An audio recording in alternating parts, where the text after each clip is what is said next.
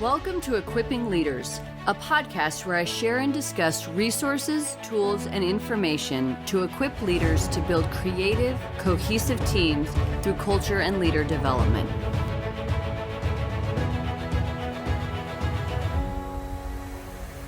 Welcome to the Equipping Leaders podcast. I am your host, Natasha, and today I'm going to be talking about the signs of burnout. How many of you can say that you have experienced burnout?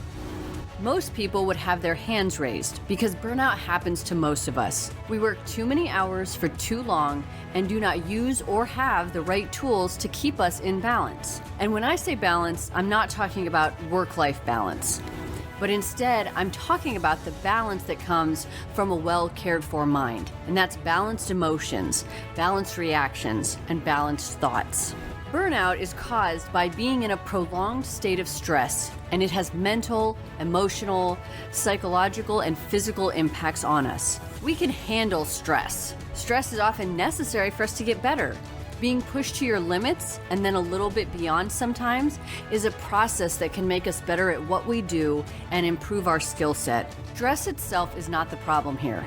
It is being in that prolonged state of stress that is a huge problem.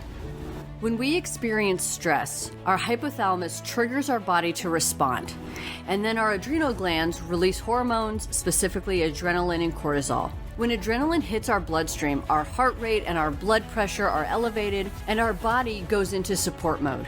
Cortisol will increase glucose or sugars in your bloodstream, which prompts your body to also stop using non-essential functions. And non-essential functions are our immune response, our reproductive and digestive systems, and that also impacts our mood, fears, and motivations. If we are in a state of stress all the time, it's no longer beneficial to us. It's dangerous. Prolonged stress can also lead to mental illness, specifically anxiety and depression. Most people are afraid to admit any level of burnout because there is a stigma behind it. We live in a society where everything is so fast-paced and we start wanting to keep up and maybe get ahead, so we just keep running. We keep ourselves in a constant state of stress.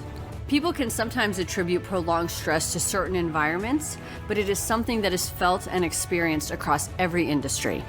According to a study done by Deloitte, 77% of U.S. full-time professionals have experienced or are actively experiencing burnout. Burnout is triggered by a lot of things, and most people experience it in multiple areas of their lives.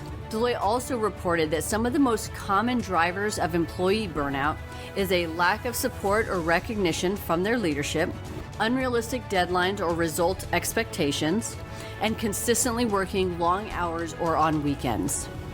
During the COVID-19 pandemic, people are experiencing burnout like never before. Some people are working these consistent long hours, and others are experiencing stress from not having a job. We have our frontline workers who are very actively working many hours. But then we also have people who, in an attempt to get used to the telework environment, they're working more than their 8 or 10 hours that they would normally work in a day. They're actually responding to emails, and they're working at all hours of the day and all hours of the weekend. So they no longer have that opportunity to step back at all. And so it's leading to some very serious burnout. Avoiding burnout is important for every person, regardless of your position. We tend to view burnout as this epic crash and burn, and that can be the case sometimes, but it's not always the case. There are signs that point to an impending burnout, and as professionals and leaders, we need to be aware of these signs so we can protect ourselves and protect the members of our teams. The signs of burnout are sleeplessness, apathy towards projects and people in the workplace, working hard but not really being productive, irritability, depression, getting sick a lot, and even being forgetful. Now, you do not have to have all of these symptoms to be on the path to burnout. It could manifest in your life in its own way. So maybe you're just really irritable or you're just really forgetful, and that's an opportunity to stop and look at what needs to be adjusted. I mentioned earlier that burnout can impact you emotionally and mentally, and this manifests as distraction, fatigue, and dread. Self-awareness is an important element of mitigating burnout. When we start to notice any of these signs in ourselves, we need to act for ourselves, and for those around us.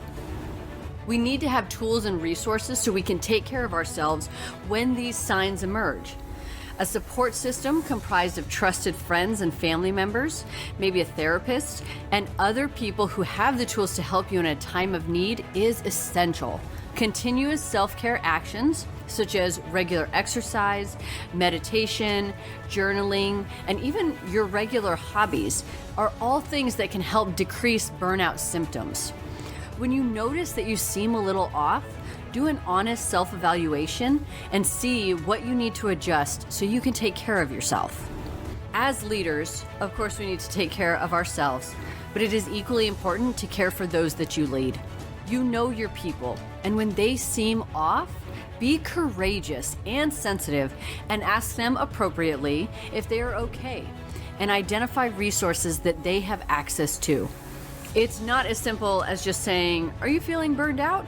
That stigma that I mentioned earlier could prevent people from being open about how they are feeling or what they are experiencing. When you approach one of your team members about burnout, remember that they don't have to tell you anything, and what they tell you will be the result of the trust that you have previously built with them.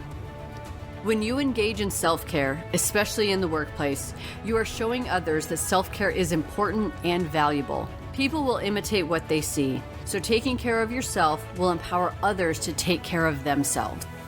Thank you for listening to the Equipping Leaders podcast. You can follow me on Instagram at novel_Natasha or on Twitter at Natasha Cheyenne. Please join me next time for more insight and resources to equip leaders.